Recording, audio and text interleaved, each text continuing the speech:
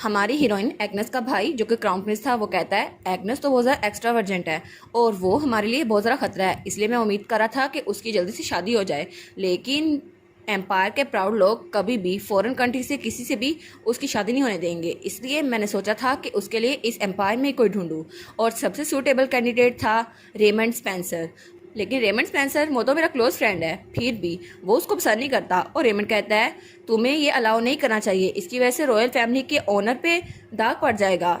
तो crown Prince सोचता है ये बास्टर्ड पता है मुझे कि मेरी बहन इसे पसंद करती है, लेकिन फिर भी वो मेरी छोटी बहन है, लेकिन वो उसके लिए इतने हार्श वर्ड कैसे इस्तेमाल कर सकता है। मैं उसके लिए यूज़ कर सकता हूँ, मैं उसका भाई हूँ, लेकिन ये तो एक स्ट्रेंजर है ना, ये उसके लिए ऐसी जुबान क्यों इस्तेमाल कर रहा है। तब वो कहता है एग्नेस ने कहा था तुम्हें ज़्यादा तंग नहीं करेगी, तो देखते हैं हम। और फिर वो थोड़ा चिढ़ते हुए कहता है इसलिए दोबारा कभी भी तुम्हें मेरे सामने उसको क्रिटिसाइज करने की जरूरत नहीं है। तो रेमंड कहता है ठीक है मैं समझ गया, और उसके बाद उनकी कन्वर्सेशन वहीं पे खत्म हो गई थी। लेकिन रेमंड स्पेंसर का मामला वहीं पे खत्म नहीं हुआ था और उसके बाद सीन चेंज होता है और हमें प्रिंसेस का महल दिखाया जाता है। वहां पे उसकी मेड्स थी क्लोई और एमा। वो कहती है ओ माय गॉड प्रिंसेस आपकी हालत कैसी हुई, आखिर हुआ क्या है। और प्रिंसेस के बाल तो पूरे मैस बन चुके थे और उसके कपड़े गंदे थे और उसके कपड़ों पे खून भी लगा हुआ था। वो कहती है क्या आप किसी मॉन्स्टर से टकराई, आखिर आपके कपड़ों पे खून क्यों है और ये आपकी हालत ऐसी क्यों हुई है। तो हमारी सोचती है एमा और क्लोई ये तो मेरी मेड्स ऑफ ऑनर है ना, लेकिन पूरे एम्पायर में सोशल सर्कल में ये सॉफ्ट स्पोकन मशहूर हैं और उन्हीं की वजह से सारी बातें सर्कल करती हैं।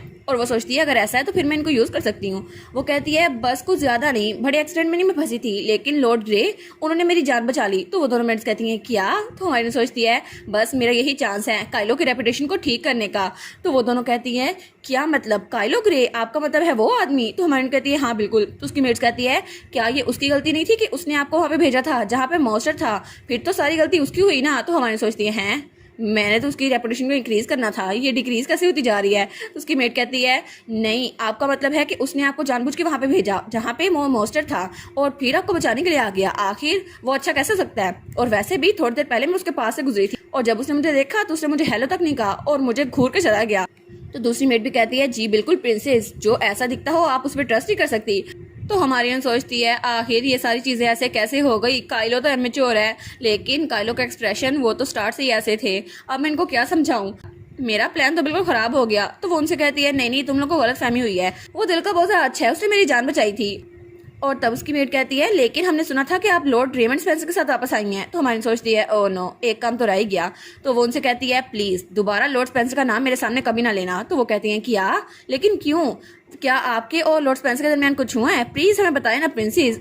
तो हमारी कहती है ऐसा कुछ नहीं है जो मैं तुम लोग को डिटेल से बताऊं, लेकिन मैं खुद भी एक ऐसे इंसान हूँ जो थक चुकी हूँ और वैसे भी अब मैं उसके पीछे नहीं भागने वाली। और थोड़ा सैड बनते हुए कहती है मैं बस बहुत ज्यादा थक चुकी हूँ।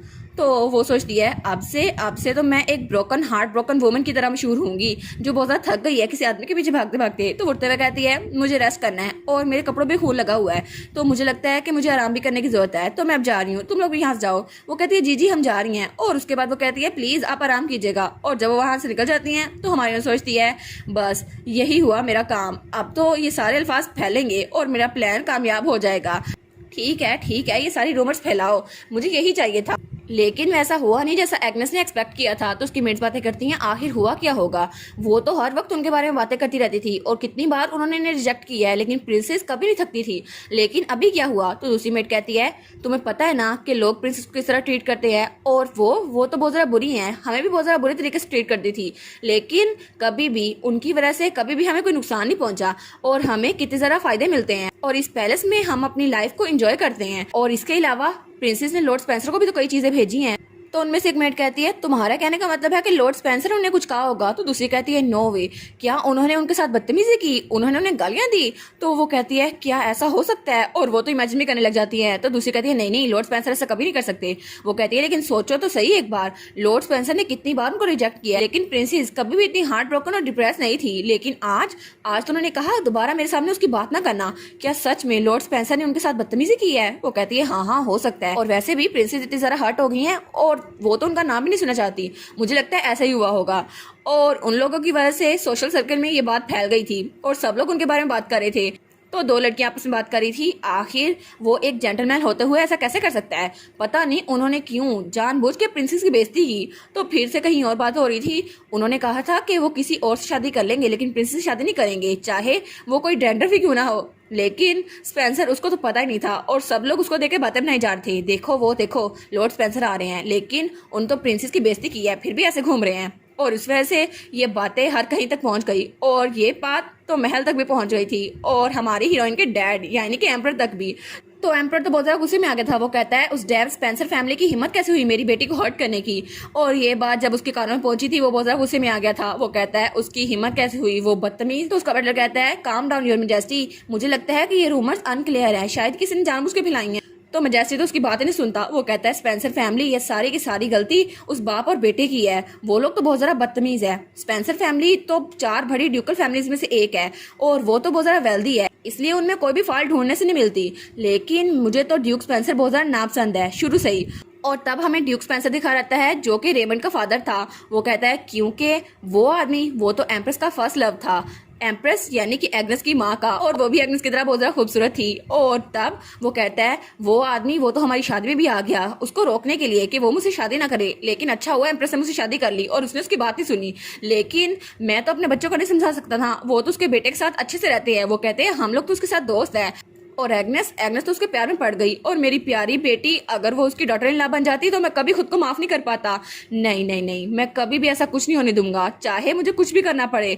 यहाँ तक तो ठीक था लेकिन आगे मैं ऐसा कुछ नहीं करने दूंगा। वो उसे देखो सही मेरी बेटी के साथ कैसे ट्रीटमेंट कर रहा है, उसकी हिम्मत कैसे हुई मेरी बेटी को हर्ट करने की, वो विकेट आदमी, वो बास्टर्ड। तो उसका बड़ा कहता है योर मैजेस्टी प्लीज रिलैक्स हो जाएं, वैसे भी अच्छा साइन है। तो एम्पर कहता है अच्छा साइन, लेकिन वो कैसे? वो कहता है मेड्स के मुताबिक मैंने सुना था कि प्रिंसेस बहुत ज़्यादा हार्ट ब्रोकन है और उन्होंने कहा कि लॉर्ड स्पेंसर का नाम दोबारा उनके सामने न ले। और क्या ये अच्छा साइन नहीं है कि प्रिंसेस कभी भी लॉर्ड स्पेंसर के लिए फीलिंग नहीं रखेंगी? तो एम्पर कहता है हाँ ये तो सच है। तो एम्पर कहता है अच्छा, लेकिन इस बारे में रूमर्स हर कहीं फैल गई है। तो उसका बटलर कहता है जी हर कहीं, और इसके अलावा ये रूमर्स तो उस तक भी फैल गई है जो सबसे ज्यादा सोशली इनएक्टिव लोग हैं, यानी कि काइलो के पास भी। और काइलो भी ये बात सुनकर बहुत ज्यादा हैरान था। वो सोचता है क्या लॉर्ड स्पेंसर यानी कि रेमंड, उसने प्रिंसेस को वर्बली अब्यूज किया, लेकिन कैसे? और दूसरी तरफ हमें एग्नेस की इमेजिनेशन दिखाई जाती है जो कि काइलो के साथ शादी करके जा रही थी और उसका डैड भी से रोकता रह जाता है नहीं मेरी बेटी ना जाओ, लेकिन वो तो जा रही थी।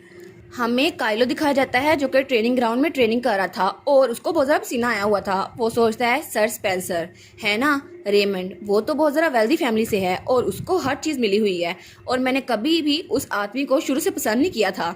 उसके पास सब कुछ है, हाई स्टेटस, रिफाइनमेंट, नॉलेज, हर एक चीज़, लेकिन फिर भी वो हर एक चीज़ के साथ पैदा हुआ और उसको वो सब कुछ मिला जो मैंने कभी डिज़ायर किया था। लेकिन वो तो मुझे ऐसे ट्रीट करता है जैसे मैं कुछ हूँ ही नहीं, और वो मुझे बिल्कुल एक ट्रैश की तरह ट्रीट करता है और वो अपने आप को बहुत ज़्यादा बड़ा समझता है। लेकिन उसको कोई फ़र्क नहीं पड़ता कि मैंने कितना स्ट्रगल किया बॉटम से यहाँ आने के लिए, फिर भी वो मुझे बिल्कुल वर्थलेस समझता है। और तब वो अपने ऑफिस में खड़ा था। वो सोचता है और अब भी उस बास्टर्ड की हिम्मत कैसे हुई प्रिंसेस को वर्बली अब्यूज़ करने की, वो ऐसा कैसे कर सकता है? और वो तो बहुत ज़्यादा घटिया आदमी है और वो तो व्हाइट नाइट का हेड है ना, लेकिन उसका मकसद तो रॉयल फैमिली को प्रोटेक्ट करना होना चाहिए था, लेकिन वो प्रिंसेस को ऐसे ट्रीट कर रहा है जो कि उसकी सबऑर्डिनेट थी। शायद इसीलिए प्रिंसेस ब्लैक नाइट में आने के लिए मान गई है। लेकिन क्यों? आखिर वो आदमी जो अभी तक नोबल होने का प्रिटेंड करा था, अभी उसने अपना मास्क उतार के क्यों फेंक दिया? शायद वो इसलिए गुस्सा होगा क्योंकि अभी जो एक्सीडेंट हुआ था प्रिंसेस मरने वाली थी, तो शायद उसने ये सारा गुस्सा प्रिंसेस पे निकाला है ना। लेकिन वो सोचता है एक मिनट, तो आखिर में प्रिंसेस वो मेरी वजह से रोई थी, इस सब में मेरी गलती थी। और मैंने सोचा था कि मुझे बहुत ज़्यादा खुशी होगी जब वो औरत रोएगी जो घमंडी थी, लेकिन अब मैं सोच रहा हूँ तो मुझे बहुत ज़्यादा बुरा लग रहा है। आखिर उसकी आंखों में मेरी वजह से आंसू आए, मेरे दिल में तो बहुत ज़्यादा चुभन हो रही है। और वो सोचता है इसके अलावा एम्परर, अगर उसको पता चल गया कि ये सारा मसला मेरी वजह से हुआ है तो मुझे बाहर निकाल देगा, फिर तो मुझे माफ़ी मांगनी चाहिए ना। और एम्पर कहेगा मैं चाहता था कि वो मैच्योर हो जाए लेकिन तुमने मेरी बेटी को मारने की कोशिश की है। तो वो सोचता है अगर ऐसा हुआ तो फिर मैं क्या करूँगा, और इसके लिए मुझे पहले प्रिंसेस से बात करनी पड़ेगी। लेकिन आज से पहले मैंने कभी भी किसी लड़की से बात नहीं की और ये उसका रिएक्शन था जो लड़की से बहुत ज़्यादा दूर रहता था। और जब भी वो लड़कियों के पास होता था या तो वो ब्लड में कवर होता था या लड़कियां उसे दूर से देख के भाग जाती थी और वो कहती थी ये तो मर्सनरी है, इसके पास तो मैनर्स होंगे नहीं। और वो सोचता है सबसे पहले मैं तो नाइट्स का यूनिफॉर्म पहने हुए हूँ और वो तो मेरी सबऑर्डिनेट है, लेकिन मैं प्रिंसेस को अप्रोच कैसे करूँ? अब मुझे क्या करना चाहिए? मुझे तो ये भी नहीं पता इन सिचुएशन में करते क्या है। तभी दरवाजे पे दस्तक होती है। वो कहता है हाँ अंदर आ जाओ। तो दरवाजा खोल के जो भी अंदर आता है वो कहता है क्या ये? और वहाँ पे हमारी प्रिंसेस एग्नेस खड़ी थी। जिसके बाल खुले थे और बड़ी प्यारी लग रही थी। तो वो कहता है क्या योर हाइनेस आप यहाँ पर? तो हमारी ने सोचती है योर हाइनेस इसने मुझे मेरे नाम से क्यों नहीं बुलाया? वो कहती है शायद इसलिए क्योंकि रूमर्स फैली हुई हैं और उसे लगा होगा मेरे लिए बहुत मुश्किल वक्त है, लेकिन मेरी मेड्स ने तो मुझे ये क्लॉक पहना दिया ताकि मुझे ठंड ना लग जाए और शायद इसे लगा होगा ये मेरी यूनिफॉर्म का हिस्सा है। तो तब उसके सामने कहता है मुझे माफ़ कीजिएगा, मेरी नेग्लिजेंस की वजह से आप खतरे में पड़ गई, लेकिन ये सारी मेरी गलती थी और मैं प्रॉमिस करता हूँ ऐसा दोबारा कभी नहीं होगा। तो हमारी एग्नेस कहती है क्या? वो सोचती है मैं यहाँ पर ये सब कुछ सुनने के लिए नहीं आई थी, लेकिन काइलो वो तो बहुत ज़्यादा दूर चला गया, लगता है कि वो बहुत ज़्यादा दुखी है, लेकिन शायद मुझे उसकी बात को कंटिन्यू रखना चाहिए। तो वो उससे कहती है अगर दोबारा ऐसा हुआ तो तुम्हें बहुत बड़ी पनिशमेंट मिलेगी। और वो सोचती है पनिशमेंट के तौर पर मैं हमेशा तुम्हारे साथ रहूंगी ना, तुम्हें बांध के रखूंगी। और वो तो उसके साथ अपने शादी को भी इमेजिन कर लेती है। तो काइलो कहता है थैंक यू सो मच आपकी मर्सी के लिए। तो फिर वो कहती है अच्छा, और जो आखिरी बार हमने जगह सर्च की थी उसके बारे में किया? तो काइलो कहता है आप तो फॉर्मली बात करने लग गई, लेकिन फिर वो कहता है वहाँ से नाइट्स वापस आ गए हैं, अब हमने उस जगह को छान मारा है। और इसके बाद सर विक्टर करेवन जो कि इंचार्ज थे उन्होंने ये चीज़ खत्म कर लिया है। वो कहती है सच में? तो अगला मिशन कब होने वाला है? यानी कि नेक्स्ट डेट। तो वो कहता है नहीं अभी के लिए कोई मिशन नहीं है, इसलिए आप ट्रेनिंग में पार्टिसिपेट कर सकती हैं। वो कहती है अच्छा, लेकिन वो कहता है अब मैं सोच रहा हूँ तो आपको अभी तक मैंने मेंबर से नहीं मिलाया, तो प्लीज आप मेरे साथ आए, मैं आपको ब्लैक नाइट्स के मेंबर से मिलाता हूँ। वो कहती है अच्छा ब्लैक नाइट के मेंबर्स। और वो सोचती है ओरिजिनल वर्क में तो कभी भी ब्लैक नाइट्स के मेंबर की डिटेल दी नहीं गई थी, चलो मैं उससे इंट्रोड्यूस हो जाती हूँ। तो वो कहता है मेरे साथ चले। और वो सोचती है पता नहीं वो किस तरह के लोग होंगे। और तब वो लोग ट्रेनिंग हॉल पहुंच चुके थे। तो वो कहता है टेंशन मुझे नए मेंबर से इंट्रोड्यूस करवाने दो, तुम सबको पता है ना कि ये एम्पायर के प्रिंसेस हैं, है ना, सब इस बारे में जानते हैं और अब से ये ब्लैक नाइट में हमारे साथ रहेगी। तो हमारी एग्नेस अपने आप को इंट्रोड्यूस करवाते हुए कहती है आप लोगों से मिलकर अच्छा लगा, हालांकि आप लोग जानते हैं कि मैं प्रिंसेस हूँ, लेकिन फिर भी मैं सर ग्रे की अथॉरिटी के अंदर हूँ, तो प्लीज आप लोग मुझे इक्वल मेंबर की तरह ट्रीट कीजिएगा। तो उनमें से एक कहता है नाइस टू मीट यू, मेरा नाम है विक्टर क्रेवन। और उसके सर में तो बाल ही नहीं थे। और दूसरी लड़की थी वो कहती है मेरा नाम है एना मॉन्ट्रोज, और उसके पास वही बिल्ली थी जिसे हमारी हीरो ने बचाया था। और बस उनका इंट्रोडक्शन यहाँ तक खत्म। वो कहती है क्या बस 2 ही लोग थे? तो वो कहती है क्या सच में यहाँ पर 2 ही लोग हैं, बाकी लोग कहाँ गए? तो काइलो कहता है ऑफ कोर्स नहीं, और भी मेंबर हैं, लेकिन उनमें से कुछ जेल में हैं क्योंकि वार के दौरान उन्होंने कुछ पंगे लिए थे और किसी ने तो चोरी करने की कोशिश की थी और किसी ने तो डीमन की कॉप से हथियार बनाने की कोशिश की थी, इसलिए बाकी के सारे यहाँ पर नहीं हैं, इसलिए सिर्फ वो 2 हैं और तुम और मैं हूँ और 2 लोग और हैं, तो इस तरह 6 लोग हो गए। तो एग्नेस सोचती है ओ माय गॉड, तो ये सच में ऐसे लोग को कंट्रोल कर रहा था। तो तब वो जाते हुए कहता है ऑलराइट तुम लोग अपनी इंडिविजुअल ट्रेनिंग कर सकते हो। वो सोचती है ये इतनी जल्दी जा रहा है। तो तब वो सोचती है लेकिन मुझे तो उसके साथ रहना था, मैं तो इसलिए ब्लैक नाइट को ज्वाइन कर रही थी क्योंकि मुझे उसके साथ रहना पड़ेगा, लेकिन कुछ भी वैसा नहीं होता जैसे एक्सपेक्ट किया था। तभी कोई उसके कंधे पे टैप करता है। वो कहती है क्या अब कौन है? तो तब वो उस तरफ देखती है तो वहां पे वही लड़की खड़ी थी और उसके हाथ में वो बिल्ली थी। वो कहती है ये बिल्ली ये तो उस वक्त ये है ना? तो वो लड़की कहती है हमारी कोको आपसे ग्रीट करना चाहती है और आपको थैंक यू बोलना चाहती है। तो हमारी उन कहती है क्या तुम्हारी आवाज़ तो बहुत ज़्यादा कम है, मैं तुम्हें सुन नहीं पा रही। वो कहती है तुमने कुछ कहा? तो वो लड़की डर के सोफे के पीछे छुप जाती है। वो कहती है क्या तुम इतनी जल्दी सरप्राइज हो गई, मुझे माफ करना लेकिन तुमने कहा क्या था? तो हमारी उन सोचती है ह्यूमंस अगर ज़ॉम्बी में बदल जाएं या किसी मॉन्स्टर या डीमन में तो यूजुअली उनकी आंखों का कलर रेड हो जाता है और शायद ये लड़की इसलिए मुझसे भाग रही है क्योंकि इसे लगा होगा मैं इसे डीमन समझूंगी और जितने भी लोग डीमन समझे जाते हैं उनको मार दिया जाता है। तो वो लड़की कहती है कोको आपको थैंक यू बोलना चाहती है। तो वो बिल्ली कहती है अम्मी आऊँ। तो हमारी ना सोचती है अच्छा लेकिन ये लड़की इतनी ज़्यादा शर्मीली क्यों है? वो कहती है तुम्हारी कैट का नाम कोको है, कितना क्यूट है ना, और वैसे भी अच्छा हुआ कि मैंने फेलो नाइट की कैट को सेफ रखा। तो वो लड़की वो कुछ नहीं बोलती। तो हमारी ना सोचती है मुझे पता था कि इंटेंशनल नहीं है लेकिन फिर भी मैंने किसी की जान बचाई। तो वहाँ पे विक्टर कहता है मैं बहुत ज़्यादा खुश हूँ कि तुम्हें वो कैट मिल गई। तो वो सोचती है लेकिन मुझे वो मिल तो गई, फिर भी मुझे एक चीज़ शुरू से बॉदर कर रही है। और वो एक तरफ देखती है और सोचती है आखिर क्यों यहाँ पर इतने बड़े हथियार क्यों हैं और ये किसके लिए हैं, आखिर से यूज़ कौन करता है? तो हमारी एग्नेस कहती है आखिर ये हथियार है क्या? और वहाँ पर एक हथौड़ा था और एक चेन सा था। वो कहती है आखिर ये हथियार किसके हैं?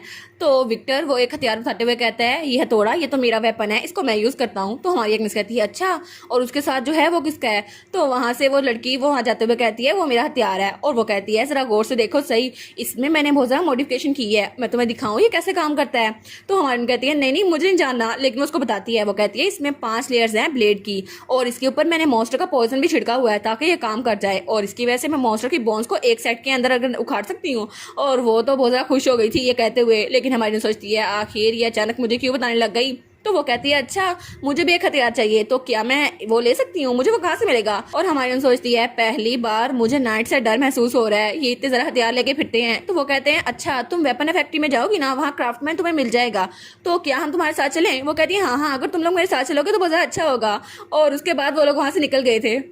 और तब हमें एपिलॉग नंबर 10 दिखा रहता है, जहाँ पे collection of black night members थे। और सबसे पहले था विक्टर क्रेवन, जो कि गंजा था बिल्कुल, और उसमें तो कम्युनिकेशन स्किल थी ही नहीं। दूसरे नंबर पे थी एना मॉन्ट्रोस, जो कि बहुत ज़्यादा टिमिड थी और कैट ओनर थी। तीसरे नंबर पे थी हमारी एग्नेस सेंट, जो कि न्यू मेंबर थी और वो हमारी प्रिंसेस और कहानी की हीरोइन है। और चौथे नंबर पे था जेरमी, जो कि 5 एपिसोड में आया था, जो उसे कह रहा था कि मुझे पता है प्रिंसेस यहाँ पे नहीं आएंगी। और पांचवें नंबर पे पता नहीं कोई मेंबर था, उसका तो नाम दिखाया नहीं गया, वो अभी तक आया नहीं, और फ्यूचर में वो आएगा और फिर उसका नाम दिखाया रहेगा। तो टोटल ब्लैक नाइट में 6 मेंबर थे, जो कि हमारे काइलो को मिलाकर थे। और इसी के साथ ये वाला पार्ट यहीं पर ख़त्म। तो आप लोग बताइएगा आप लोग को ये पार्ट कैसा लगा, और वीडियो को लाइक और चैनल को सब्सक्राइब लाजमी कीजिएगा। बाकी वीडियोस का लिंक भी स्क्रीन पर नज़र आ रहा होगा, तो काइंडली उनको भी चेकआउट कर लें। और thank you so much for watching my videos. Stay safe, bye bye.